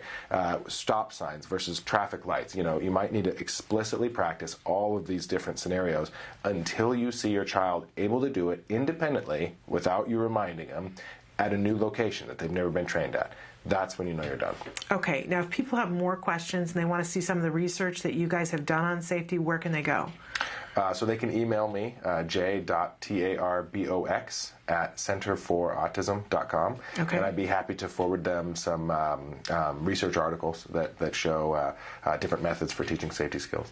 And there are actually some safety lessons in the skills curriculum as well, so people can have a look at that. It's free to just take a look at that. But yeah, I'd be happy to help spread information however I can. Wonderful. Such helpful information. It's going to change how I'm going to do things starting today. There's always more we can do, right? It's a good reality check for all of us. And again, not just parents of kids on the spectrum, but everybody, right? Absolutely. It's easy to not pay enough attention to safety issues because they're so low in frequency, right? Like your child will probably never need to use their stranger avoidance skills, hopefully, right? Probably never. I don't know. If there's one time when they need to, they need to know those skills, right? So it's really important. I mean, I think they're going to use the skills time and time. They might even use it once a week, but when it's of life and death, I think you're right. Hopefully they won't have to deal with that. But I see all the time, I'm somebody who forgets, even though I'm a parent, I'll talk to all children. It's like my brain goes on vacation. I love kids and I'll talk to them, and frequently a child will, and I go, "Oh, I'm sorry, I'm a stranger. I don't know why I was expecting you to talk to me," right? But but I'm seeing more kids saying, "I can't talk to you. You're a stranger," and that's exactly what they should do. Really important that we teach our kids these things, and in depth. I know my son went through the safety protocol at the Center for Autism and Related Disorders, and Ryan was, point on a couple of different things with us when we did that. And my son eventually was tested a couple of times in situations where he didn't realize he was being tested, and he passed. Yeah, good for him. That's excellent. Good for all of us. Yeah. One more quick point, too, to your viewers. Research has actually shown that the normal way that safety skills are usually taught doesn't work. Okay? So the normal way that safety skills are addressed in children is you get all the kids together in a classroom, maybe show a video, maybe even have a police officer come in and talk to the kids, and then we're done. And we kind of hope that the kids figure out the process of generalizing what they learned in that classroom to real life opportunities. But research actually shows a lot of kids don't. It doesn't work. So that initial classroom lecture, great idea, right? Can't hurt. But it needs to be followed up with real life testing. You got to put the kid in the real scenario, make it safe, obviously, right? You don't want to just see if the kid drowns, obviously, right? Make the scenario safe and then test it. Actually put the kid in there and see, do they respond in a safe way? And if they do, fantastic. If they don't, then you need direct training in lots of different real life scenarios. Okay, cool. We're going to take a break and come back and have Dr. Tarbox answer some of the questions that you guys have sent in recently, so stick with us. My name is Rocky. Autism used to affect 1 in every 10,000 children. Now it affects 1 in every 91 kids. TACA is one of 5 organizations helping families living with autism today. Our kids came back to life. There's a whole community out there, and now we're a part of it. Oh. TACA has a place for me. To find TACA, go to www.tacanow.org. Please. We're here with Dr. Jonathan Tarbox, and he is the head of research and development at the Center for Autism and Related Disorders and the director of the Autism Research Group. I always encourage you guys to go to their website, check it out, and answer questions there about what kinds of things you'd like to see research about. I always used to say, well, nobody asked me, but Autism Research Group is asking you, so take some responsibility for that. And if there's something you say, I wish somebody would do research on this, then let them know. But Dr. Tarbox is going to answer some of the questions that you guys have sent in recently right now. We're going to start with one here. My 4-year-old daughter is obsessed with iPhone, and she's always requesting verbally for the iPhone whenever she sees someone carrying it. If she does not get any response on the verbal request, she grabs it from their hand looking for advice on how to minimize this behavior. And they have sent their contact information, which I'm going to delete before I post it for you, but we have your contact information. But first thing that I notice in this, they've obviously been able to teach some great skills because she's requesting for it verbally. It's great, yeah. So you're doing a lot of things right, but as what happens with parents so often, we make some progress and then we get to a point where we're stuck. So this is when we need the help of a brilliant brain such as Dr. Tarbox's. Help us out. How do we get unstuck from this moment? Okay, so the first bit of advice that I'd give is very common sense. It might almost seem like a no-duh type of thing, like, yeah, we get it, Dr. Tarbox, but it's amazing how the most fundamental basic things, and this counts for me as a parent too, oftentimes are overlooked or are done inconsistently. So always go back to the fundamentals and always start with the fundamentals. So in this case, it's real clear. There's a particular thing that she wants, okay? Yeah. Whatever behaviors produce that thing, she's going to keep doing those behaviors in the future, okay? Yeah. Whatever behaviors don't produce that thing reliably, she'll do those behaviors less in the future. So probably if she continues to grab the iPhone from people, if she continues to do that, at some point she is getting to actually have it sometimes, okay? So I would say, as just a black and white rule with no exceptions whatsoever, if she grabs the phone from someone else, if that's the behavior you're trying to decrease, she doesn't get to have it, period. Even if she's not being, inappropriate about it otherwise, even if she's not having a tantrum, if she grabs, you don't get it. Right. Even if you did want to give it to her, even if you're going to give it to her anyways without her grabbing, doesn't matter. If she grabs the phone, she doesn't get the phone. And for how long of a period would we be talking about? Would we be talking about 3 minutes or 10 minutes or an hour? There's no hard and fast rules. Okay. I like to think until it's not sort of that episode anymore. Okay. So like that sort of time of wanting to have the phone is over. So basically you can have it if you ask for it, if it's possible, as long as it's appropriate and it's possible. But if you grab it, you don't get to have it. So I would say, like, really ideally, if you really want this to work the first time, or within the first week or so, I would say at least 5 or 10 minutes. So if you grab it, it's gone for at least 5 or 10 minutes. Okay. If you ask for it, you get to have it, but only when it's appropriate, right? So if you see someone else walking by with an iPhone, sorry, you don't get to have it, even if you ask for it. And yes, you will have some tantrums there, but those tantrums will go away because the reason why the tantrums occur is to get the phone. Right. So if they never produce the phone anymore, then they will go down. Okay. So this is really a question of getting really consistent with the consequences of it. Really, really consistent. Okay. And here's the thing, though, is inevitably kids on the spectrum oftentimes do have obsessions. She may continue to be that obsessed about iPhones, for a long time, maybe a year, maybe 5 years, maybe forever, for the rest of her life. Right. So the procedures that I'm talking about aren't going to decrease the obsession, but they are going to teach her that there's only one way to act in order to get what you want, and that is to be polite and use your words, and that's it, period. Yeah.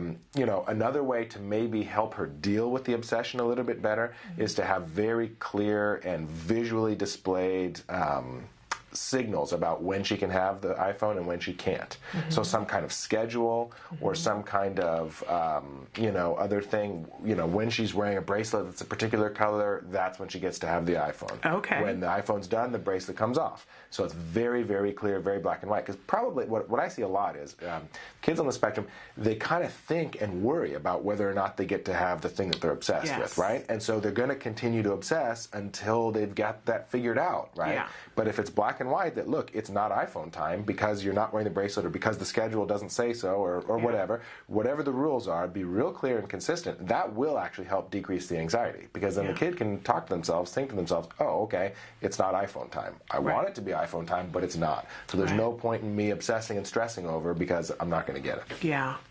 It can be a difficult thing. Absolutely. I see that a lot of my time right now negotiating with my son is about when does he get to have a device in his hand. Absolutely. And again, this goes back to all kids these days. Typically developing kids, all they want is screen time with the iPhone, iPad, PS3, whatever it is. Yeah. Right? And they're little addicts is what they are. They are little addicts. And I see it in, little kids. Absolutely. That but let's be honest. I mean, I'm like that too. I'm like, I get time with my phone. Right. My happy little phone.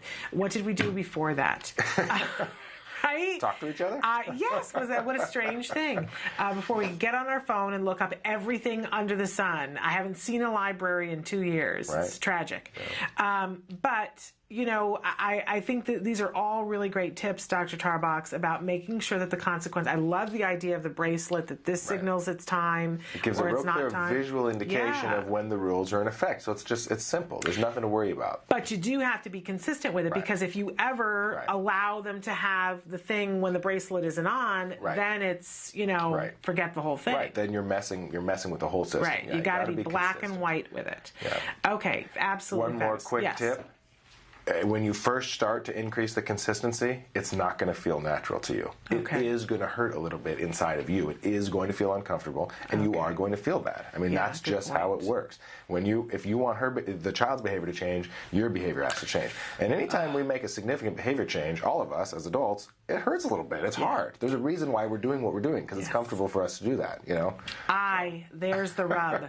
Right. Yes, because, I can just picture that it's always on the worst day possible. Always, yeah. Right, that it comes up and you're having a bad day anyway and something's going on and you got to get someplace, and now is the moment and I do think that kids have a sixth sense about now is when I'm going to push it. They smell the blood. Because, yes, does no mean no today? Because I'm thinking it doesn't, and I think I'm going to push for the...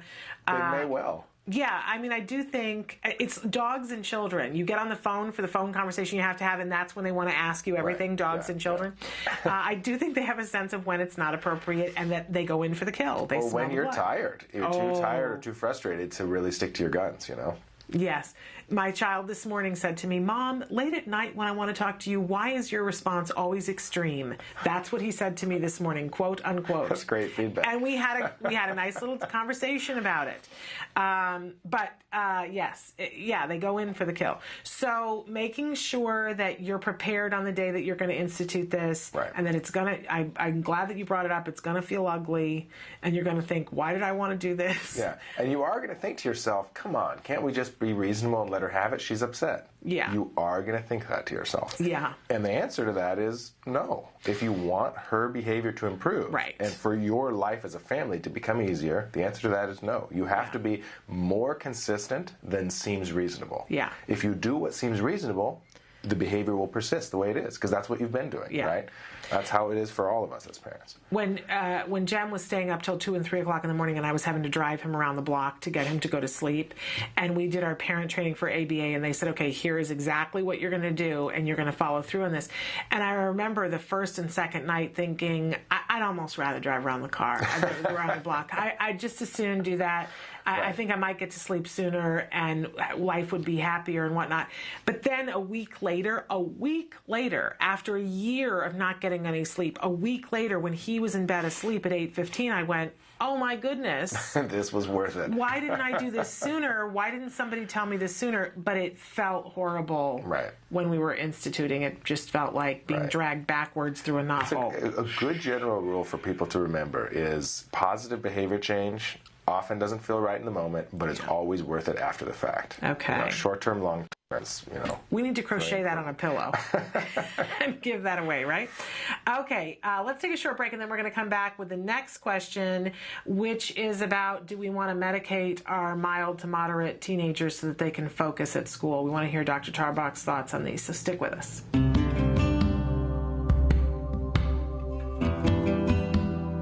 Hi, I'm Bryce Myler, and I'm the Contracts Director for the Center for Autism and Related Disorders. I've been here for about 5 years. CARD has several employees with many years of insurance experience, dealing with insurance, dealing with pre-authorizations, dealing with discovering whether there's coverage or not. So we have more experience than any ABA provider that I've ever come across. So for a prospective client, somebody that may be interested in, ABA therapy and what CARD has to offer, we have a special 800 number, and you call that number. They will talk to you about what we have to offer, how ABA works. He'll ask you for the front and back of your ID card, and then we check to see if you do or do not have coverage.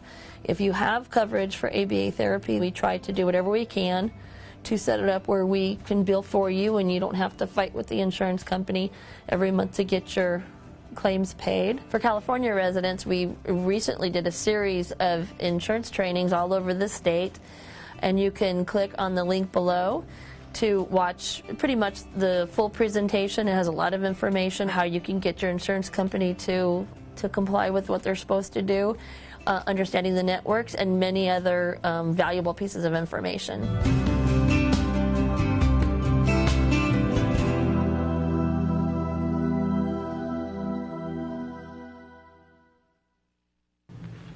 Welcome back to Autism Live. We're at the very end of a Friday. We're here with Dr. Jonathan Tarbox, the head of research and development at the Center for Autism and Related Disorders, and he is answering your questions live in real time. So we had a question that came in. They want to know, what are your thoughts of giving a teenager with mild to moderate autism, expressive and written language disorders, medication to help focus with schoolwork, especially in the area of written work? I've heard if he takes meds, it may or may not solve the difficulties he has, and they write, thank you very much. Right, that's a great question. I'm really glad that your viewers asked that question. It's an issue that comes up really frequently. Sure. And first off, I need to say that I'm a behavior doctor, not a medical doctor, so it's not exactly my area of expertise to give advice on medication. However, what they're talking about is use of medication to change behavior. Right. And I am somewhat familiar with the status of research, or quite familiar with the status of research on using medication to change behavior in folks on the spectrum, and there's very, very little research. There might be zero research to suggest that medication helps people on the spectrum improve focus and improve productivity in schoolwork in the classroom. Okay. So right now, there's no research to support that decision. Nevertheless, it's something that a lot of people do. It's very common for physicians to prescribe, especially stimulant medications, to improve focus and decrease hyperactivity in people on the spectrum. So to the extent, and there is research supporting the use of stimulants and other similar medications for children with ADHD and ADD. So if your child is suffering from difficulties that are very similar to, or maybe even functionally the same as a child with ADHD, maybe some of these medications might help. So it's a maybe. No research to support it, but maybe it could work. Okay. But, there's a big but, anytime someone's asking about medication to help with behavioral issues, what we always have to say is do the least intrusive treatment first, okay? So medication should never be a frontline or first choice treatment when we're talking about changing behavior, especially in kids with ASD. The first choice, the frontline treatment, should always be a behavioral treatment that involves positive manipulations in the kid's environment. So things like instituting extra help to help the child be on task, using rewards when they stay on task, using supports maybe from peers or from aides or from the teacher. Things like that have no possibility of having major negative side effects, right? Or almost zero, essentially. Whereas medications, all medications, have significant side effects associated with them. So I would say definitely start with a more educational behavioral approach first and exhaust multiple options in that arena first. If that's still not working, I would say change your ABA provider. If that's still not working, then maybe it's reasonable to discuss medications, but definitely not as a first consideration. And you brought up that there are no negative side effects to doing the behavioral intervention, but if it's done properly, yeah. But also science is shown that it's the most likely to be effective. Yeah. Of course, right. And so that's another good reason to do that first. Right. And so, of course, I don't know this individual child, and so I don't know what their particular challenges are. But yeah, there is a lot of research to show that basic behavioral strategies, things like, visual aids, visual supports, visual schedules or written schedules to help an individual stay on task, and using rewards, good old-fashioned rewards, whatever is individually tailored to the specific child, whatever they care about. Maybe it's earning points of some kind, and at the end of the day, the points are exchangeable for something else that the individual really cares about, like extra time on the iPad or a trip to the ice cream parlor, whatever it is, right? Or extra time riding their bike or skateboard or something like that. But it has to be individualized. It has to be something the person really cares about. And, rewards work. I completely concur. We've seen that work with my child. I think that's really important information for parents to get. We're going to take another short break. We've got another great question here for you about sports and an 8-year-old and how we can hook that up. So stick with us. Hi, I'm Shannon Penrod, and this is my son, Jem. We're here today at the Home Depot. You might know that Home Depot is famous for giving free classes to adults on lots of things like tiling and other home crafts. Well, they also have free classes for kids as well. It's called the Kids Workshop. We love doing that, don't we, Jem? Yeah. It's cool. So come on inside with us and let's do a craft. Yay.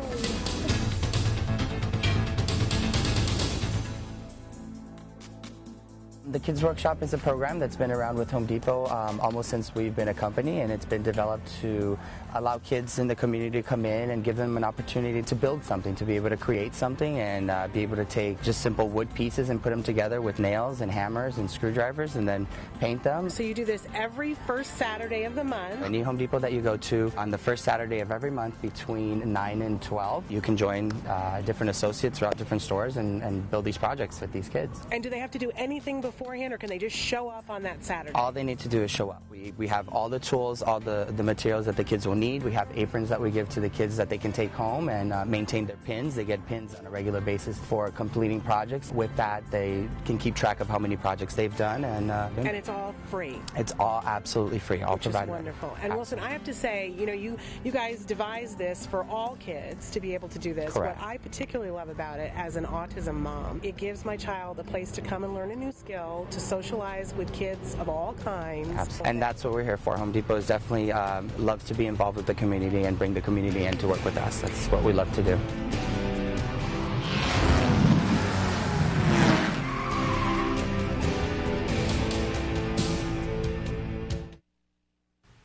Welcome back to Autism Live. In the studio with us right now is Dr. Jonathan Tarbox.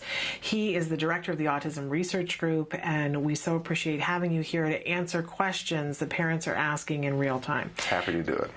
So our next question is, where can I get help for my 8-year-old autistic son to participate in sports? He has ADHD and has meltdowns often. Mm-hmm. We are trying to transition him more into sports or some type of interaction with his peers more. Great. Well, first of all, I would say it's fantastic that they're trying to get him involved in sports, because it is inherently social, right? It's an opportunity to make friends and interact with peers, and it involves physical exercise, which for a lot of kids who are hyperactive, that can basically just make them feel better, right? Yeah. Sort of, get the wiggles out or whatever. Yeah. First of all, I would say it's really common for kids on the spectrum to become extremely frustrated during sports, because when you think about it, a lot of what's happening in formal, rule-driven sports doesn't really make a lot of sense from the kid's perspective. Mm-hmm. It's boring, it's frustrating, it's not really fun, right? Like, why would you want to stand in one spot for the entire game until the ball just happens to come to you, right? I've never thought about that before, right? but that is... Yeah, why do we like sports? Yeah, no. Well, and of course sports can be really fun, and yet there has to be that social element to it almost, that you care enough or that you think about the rules and the team and not disappointing the coach and things like that, that it makes it worth it to be bored for a lot of the time. Okay. And to be physically uncomfortable even. Just standing still is not something that's fun for a lot of kids on the spectrum. Yeah. They like to be in movement. They like to be able to move around and run around. So that's something to consider. Now, Some sports are more amenable to kids like this than others. For example, baseball, you spend almost all of your time standing still, okay? Soccer, you spend almost all your time running. So that's, if running is something that your child likes, soccer might be a much better alternative. Basketball, same way. You're pretty much running the whole time. Although there's a lot of rules with fouls and things like that and stuff like that. But so basketball, soccer can be a good idea. Another tip is it would be a good idea to try to identify the specific aspects of the sport that are frustrating to your child. So, for example, maybe getting out, right? If that's when he has meltdowns, okay, so you'd identified that. If standing still is it, whatever it is, but identify the particular aspects of the sporting arrangement that make your child have meltdowns, and then actually practice those separate. So I would take your kid, literally take him to the park when it's not during sports time, and say, all right, we're going to go practice getting out, or we're going to go practice, whatever it is. For example, one kid I knew had a real tough time with the physical contact involved in basketball, because just a normal part of basketball is the players bumping each other a lot, and it doesn't, you have to get used to that. If you don't get used to that, for example, this kid thought that the other kids were trying to hurt him or shove him or something like that, but they just bump into each other. That's basketball, right? So if that's what your kid has a tough time with, well, it's physical contact practice time on Sundays. Take him to the park, go to a basketball court, and literally practice bumping each other around on the court with lots of rewards. Make it fun. Put on his favorite music too, whatever. Make it positive, right? You're not trying to harass the kid, but you are giving the kid practice at getting used to the aspect that makes him frustrated. Okay, in my head I'm going, okay, this is brilliant, but the reason why I wouldn't have done this is that I would think that it's just going to be so miserable. So give me an example of how you reward big enough to get through that jostling. Right, great. Okay, you're right. Practical example. So let's say it is the physical contact bit. So you might say, okay, we're going to practice bumping into each other a little bit while we're both trying to grab the ball from the basket or something like that. Okay. And, you would literally start with half of 1 second of the thing that your kid doesn't like, and then immediately go to a break and a reward. Okay. So bring something that your kid really likes also to the park, whether it's riding a skateboard, a bike, drinking some Gatorade, whatever, okay? iPad even, whatever. Something that they really like. Bump into them once on the basketball court for half a second, give them a high five, get out of there, and immediately reward it. Next time, do it twice, or do it once for a whole second or 2 seconds, right? And you very gradually increase the amount of the stimulus that the child doesn't like and can't tolerate, with lots of rewards and frequent breaks. If the kid starts to cry and have a tantrum, that's an indication that you increased it a little too fast. You want to go slower. It's baby steps, okay? You have to have a patience bone. I want to know where you buy those. Well, no. The head bone is connected to the patience bone. No. And I tend to be lacking in that sometimes. Look, everybody is. The truth is, everybody is. And the truth is, these kinds of, we call it systematic desensitization or exposure.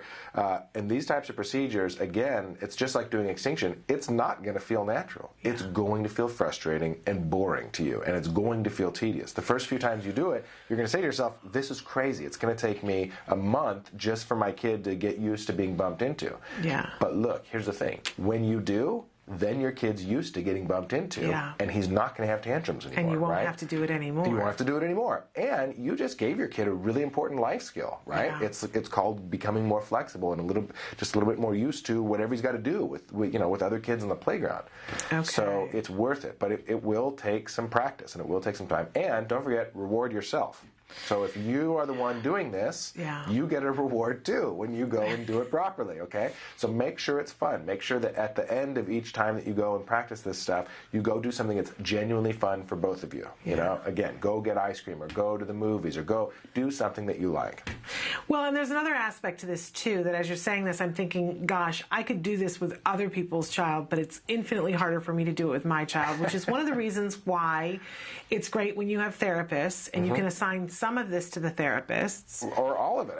If this is an therapists. important social goal, it should be in your kid's ABA treatment program. But something that we all need to remember, and that I didn't remember when my kid was getting treatment, was make sure you reinforce the therapist too, because it's a hard job. It is a hard job. It's a really hard job. But don't forget to reinforce yourself. Yes. And, man, don't forget, reinforce your spouse, okay? So if because for you guys, probably there's a good chance that you and your spouse are not on an equal footing as to whether this is even a good idea. Your husband might say, are you nuts? steps? We're not going to make the kid do this. He's going to hate it or whatever, right? Yeah. So again, baby steps, reinforce each other, you know. I'm just thinking, my husband and I have this thing where we do tag teams sometimes, where we're in a difficult thing, and the other person will go, okay, it's your turn, right? It's usually like that, and I don't think that we remember to go, nice job, and you're doing great, you know, because it's like, oh no, it's my turn to go in, you know. Right. So you know, another thing parents can do. The great thing about the autism community is that parents are so willing to help each other out, right? And there's all these great parent support groups. Great idea. You know, it wouldn't be surprising if another parent that you know of another kid on the spectrum, maybe that kid has a similar issue. You know, get together and practice it together in the context of doing something fun together too, or where you then go and do a play date with these two kids together, doing something they love, whatever it's their favorite video game, whatever it is. But first, they got to do a little bit of this practice with basketball or baseball or whatever it is. When you first started to say that, I thought where you were going to go is, so you teach their child something and have them teach your child something. That's another option which you can do. We just had shown a clip with Temple Grandin, and one of the things that Temple Grandin said, if you're having trouble getting babysitters, because she asked me, she said, what's the biggest thing that parents, you hear time and time again, that they just like can't figure out how to surmount? And I said, how to go out ever, you know, get a babysitter. Like, I've asked our viewers, you know, how do you work it out? And you all laugh at me and go, really? Has anybody worked that out? And I go, no, not me. I haven't worked that out. And Temple Grandin, of course, you know, one of the greatest problem solvers of all time, said, trade with another autism parent. They watch your kid and you watch their kid. And it's a great idea. And that's also an opportunity for socialization for your kids, right? We should be getting these kids together anyways. Yes. And now it's an opportunity for this family to go and have some fun for a night. It's a great idea. Yes, it is a great idea. All right, we're going to take one more break, and then we're going to come back with Dr. Tarbox. Can you stay, or do you need to go? If you need to go, we've only got 10 more minutes left. That's fine. All right, so stick with us. We'll be back after these messages. The Institute for Behavioral Training provides programs to educate students, parents, and professionals proven techniques using applied behavior analysis. Access online video lessons with IBT eLearning. Get one-on-one personalized instruction with IBT face-to-face training. Acquire professional guidance with IBT BCBA supervision. Develop professional growth with IBT continuing education courses. Get access to IBT services today. IBT, 360 degrees of ABA training. Cool. Welcome back. We're here with Dr. Jonathan Tarbox, who is the head of research and development at the Center for Autism and Related Disorders. Now, earlier we were talking about, and I don't remember which question we were addressing it in, but about sometimes our kids will do things and that we can change behaviors. And it came up in my head again, and I was having this conversation over the weekend about how do you know the difference? I know what it was about concentration at school. How do you know the difference between, or is there a difference between when your child can't do something or it's difficult for them? Do you know what I mean? Right. So, you know, the approach isn't going to be very much different, honestly, because either way, we're going to provide enough supports. We call them antecedent supports. That's the jargon. It just means enough help beforehand, before the problem becomes a problem. Enough support so that the kid can be successful, and then when they are successful, rewards. To continue that and to maintain that. So really, in the mindset of the behaviorist, there is nothing that you think to yourself the child can't do. Right. Well, I mean, there's prerequisite skills, obviously, right? So if the kid can't, you know, do multiplication, we're not going to try to teach trigonometry, right? Right. If the kid can't pay attention to the teacher for 5 minutes, we're not going to try to get him to do it for the whole day, right? So it's always baby steps, and it's always building on the kid's current skills. But yeah, you would never say, well, he has autism or something's wrong with his brain, therefore he can't pay attention. Absolutely not. But we do. We say it all the time. Well, I've said it before. Other parents say it. We think of it that way. And we, you know, we get caught up in that. And I think a lot of times everyone else in the world supports that for us and says, well, you know, I have been in an IEP meeting and had them say something to me along the lines of, well, you know, your child does this or so. And I go, yes, he has autism. There's a piece of paper here that says he has it, you know, and been a little bit snarky about it. But we do need to get in the headset, though, because I think I still think about this from time to time and think, gosh, am I pushing him too much sometimes to do things? Because maybe he's not going to be able to do that. But I shouldn't make that determination until I've tried really slowly. In fact, that that determination is almost irrelevant. It doesn't matter what you think he's going to be able to do in 10 years. That's honestly almost irrelevant. What matters is, what can he do today? Right. What goals matter in terms of priorities for which direction we want to go in, and what can we do to take him a little bit further from where he is today in that direction of those goals. So a really important goal is independence, right? Yeah. How can we make my child a little bit more independent tomorrow than he is today? We don't need to worry about, is he ever going to be able to live completely on his own in an apartment with no help whatsoever. You can worry about that if you want, but it's going to keep you up at night. Right. And right now there is no way for you to know. The only thing you can know for sure is, can he make a sandwich today? Right. No? All right, let's teach him. And let's teach him so that he can get to the point where he will never need help from someone else to make a sandwich again for the rest of his life, right? Got that? Great. How about getting dressed? How about doing laundry, right? So all of these things are things that move the person closer towards independence, but you don't need to beat yourself up over what is the end result going to be, because we don't know.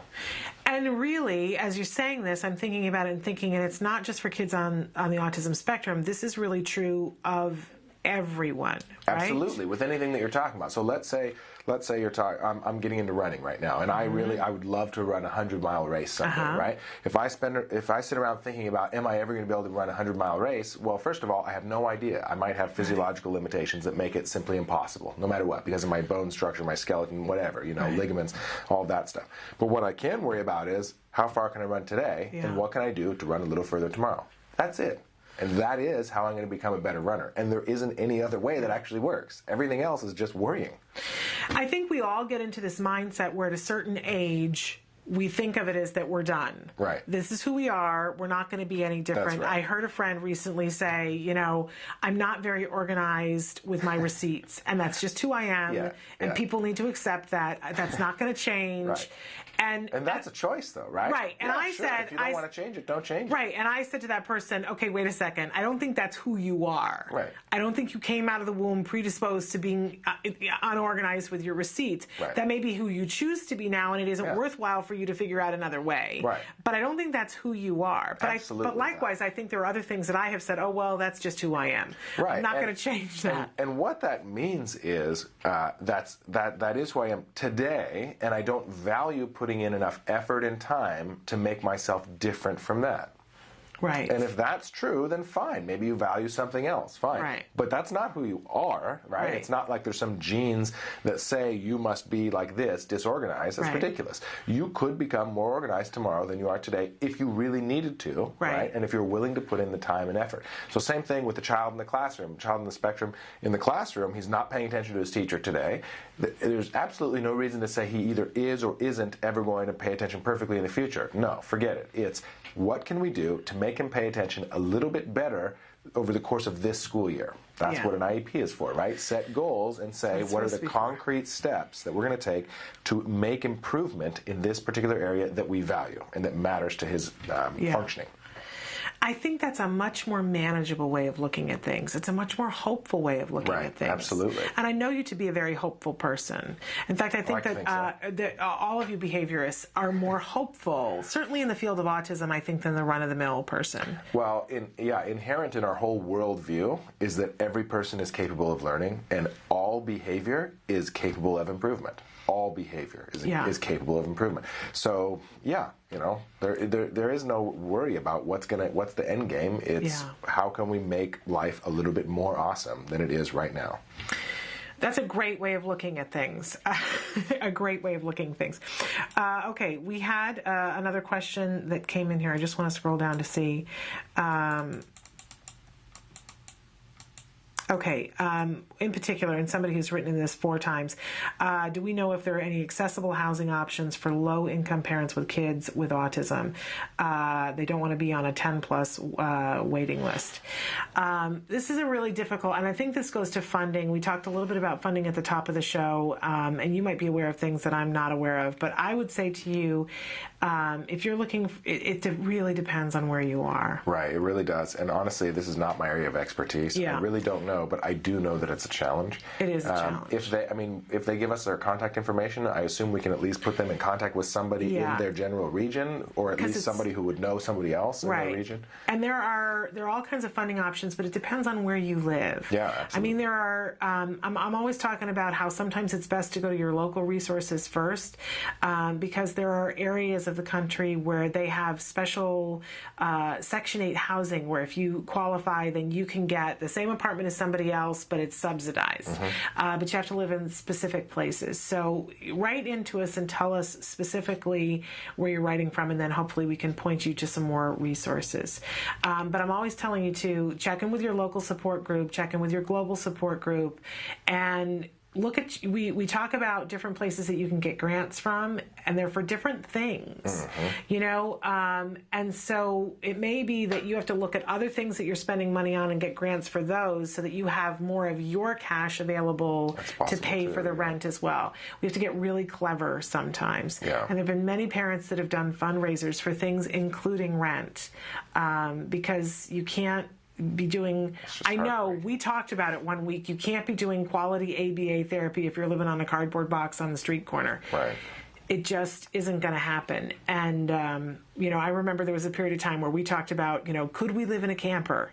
There wouldn't be enough room for ABA. I mean, it sounds like ridiculous, and my husband and I laugh about it now, but it was a serious conversation about what do we need to do to be able to keep a roof over our heads while we do this.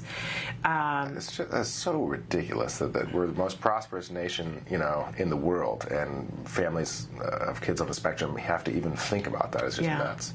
Well, you know, I fantasize all the time about winning the lotto and setting up a thing. I mean, what I would love more than anything in the world is to be able to gift to a family and say, here, for 2 years, you don't have to worry about paying your bills or a roof over your head. Here's a house close to where you're going to get ABA therapy. I mean, wouldn't that be a lovely thing to give? That would be really Wouldn't that just be amazing to be able to give that to somebody?